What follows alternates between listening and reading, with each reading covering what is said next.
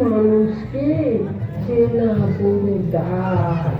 যাই হোক, আমিও চলি, রাত অনেক হলো।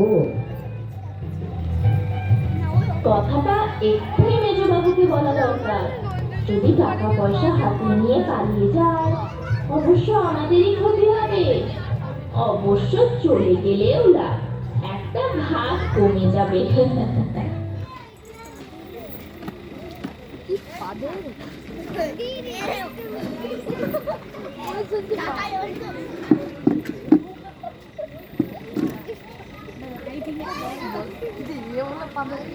কি বললো ওরা মা? মুকুলে জামাইবাবু খুবই ভদ্র। অভদ্র হচ্ছে ওর ছোটদিটা। ওকে যদি একবার বাগে পায়, আমাদের রায়গঞ্জে এমন শিক্ষা দেব না, জীবনেও ভুলতে পারবে না। সুনীল তো বলেছে তোমার বৌমাকে যেমন করে পারো নিয়ে আসো, শয়তানিকে লোহা পুড়িয়ে ঠেকা দেবে। আসতে বলো, কেউ শুনতে পেয়ে যাবে। একবার নিয়ে যেতে পারলেই হয়। আমাদের রায়গঞ্জে বুঝিয়ে দেব কত ধানে কত চাল, চালাকি বের করে দেব। এখনো তো আমাকে চেনে না। শুনুন, মুকুল যেতে চাইছে না, কিন্তু আমরা ওকে জোর করে পাঠাতে চাই। বিবাহিতা মেয়েকে বাড়িতে রাখা উচিত নয়। তবে বুঝতেই তো পারছেন, মায়ের ছোট মেয়ে একটু বেশি আদরে। কি আশ্চর্য, আমার নিজের মেয়ে আছে, আমি কি সেটা বুঝতে পারছি না? আমরা ওকে যত্নে রাখবো, কোনো অযত্ন হবে না। আমার ভাই মোর মা হতো, আসবার সময় বলছিল দুঃখ করে, দিদি মুকুল আমার বাইরে ব্যবহারটাই দেখলো, আমি যে ওকে কত ভালোবাসি সেটা ওর নজরেই পড়লো না। কাল সকালে ওকে পাঠিয়ে দেব। না মাম্মি, রাত 10টার গাড়িটা আমরা পেয়ে যাব। কারণ বাড়িতে রাত কাটানো আমি লাইক করি না, ইম্পসিবল। ঘুমিয়ে আসবে না। ওকে যদি পাঠাতে হয় এক্ষুনি পাঠিয়ে দিন আমাদের সঙ্গে। কিন্তু রাত্রিবেলা কিন্তু ভিড়টা কম থাকে। 10 মিনিট সময় দিচ্ছি, তৈরি হয়ে নিতে বলুন। ঠিক আছে, তাই হবে। মুকুল কিন্তু যেতে রাজি নয় বর্দি, ওকে যেতেই হবে। আমার অনুরোধ বর্দি, তুই বাধা দিচ্ছিস? নিশ্চয় তোর কোনো স্বার্থ আছে। আমার স্বার্থ? স্বার্থ ছাড়া তুই আর কি বুঝিস? তোর যেমন কপালটা পুড়েছে, তুই চাস ওরও কপালটা যাতে সেইভাবে পুড়ে। বর্দি, কথাটার মধ্যে সত্যি আছে বইকি, নইলে এ বাড়ির কর্তার ইচ্ছে মুকুল চলে যাক, বাড়ির গিন্নিরা তাই। অথচ তুমি কর্তৃত্ব করে বলছো মুকুল যাবে না। হয় কথায় বলে না, গায়ে মানে না আপনি মরুন। অসভ্যের মতো হেসো না তো, সভ্যতা শিখে এসো। শুধু ভদ্র পোশাক পরলে ভদ্রলোক হওয়া যায় না। কাকের পেছনে ময়ূরপুচ্ছ লাগিয়ে দিলে কাক কখনো ময়ূর হয়ে যাবে না। তার কণ্ঠই বলে দেবে সে একটা দাঁড় কাক। দাঁড়া, কোথায় যাচ্ছিস? আমার আলমারির চাবি দিয়ে যা। এত রাতে চাবি দিয়ে কি করবে? চাবি এখন থেকে আমার হাতেই থাকবে। এই নাও।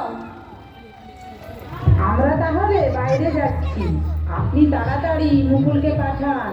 আপনার সিদ্ধান্তে আমি প্রশংসা করছি। বিবাহিত মেয়েকে আটকে রাখার কোনো মানেই হয় না। আয় রানী, আপনি রুষ্ট হবেন না। যত নষ্টের মূল ওই ভদ্র মহিলা।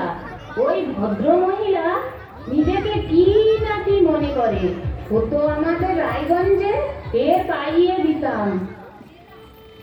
চাবি দিয়ে গেলি, অথচ জিজ্ঞেস করলি না চাবি তোর হাত থেকে আমি কেন কেড়ে নিলাম? আর তাছাড়া জিজ্ঞাসি বা করবি কোন মুখে? তোর শয়তানি তো আমি ধরে ফেলেছি। বর্দি, মা আমাকে জোর করে পাঠাতে চাইছে। আমি যাব না। তুমি মাকে বলে দাও আমি যাব না। পাগলামি করিস না মুকুল, স্বামীর ঘরই মেয়েদের কাছে স্বর্গ। মানি না, আমি মানি না। যেখানে আমার সম্মান নেই, যে সেটা আমার স্বর্গ নয়, নরক নরক। আমি তোর কোনো কথাই শুনতে চাই না। ওরা বাইরে অপেক্ষা করছে। আমি চাই তুই এক্ষুনি চলে যা। যা ওদের সঙ্গে। লজ্জা করে না তো? একটা ডাইনির বুদ্ধিতে তুই নাচছিস? তুই তো বিধবা মায়ের মেয়ে। বেশ, আমি চলে যাচ্ছি বড়দি। যাওয়ার সময় শুধু একটা অনুরোধ করে যাচ্ছি, সর্দিকে তুমি এর মধ্যে জড়িও না, ওর কোনো দোষ নেই। আর একটা কথা, এবার যদি ওরা আর সহ্যের সীমা পার করে যায়, আমি আর তোমাদের কাছে আসবো না। নিজের ব্যবস্থা আমি নিজেই করে নেব। কেউ ওকে প্রযুক্তি দিচ্ছে তা আমার জানতে বাকি নেই।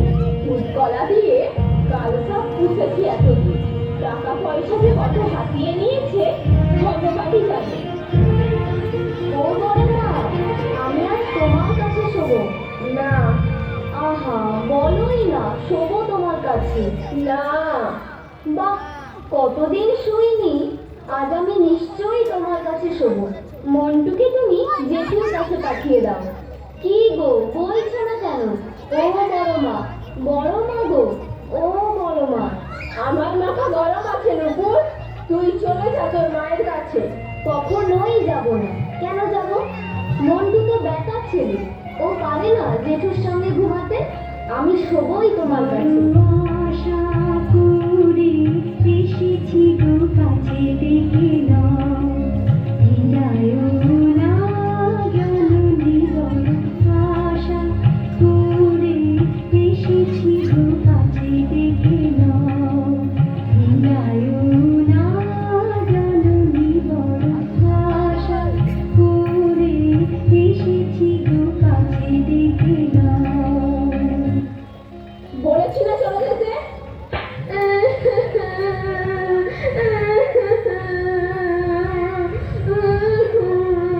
কাঁদিস না নুপু, কাঁদিস না।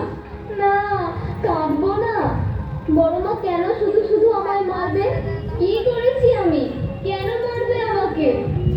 থাকবো না, এই বাড়িতে আর থাকবো না। কেন মারবে আমাকে? কেন কেন কেন?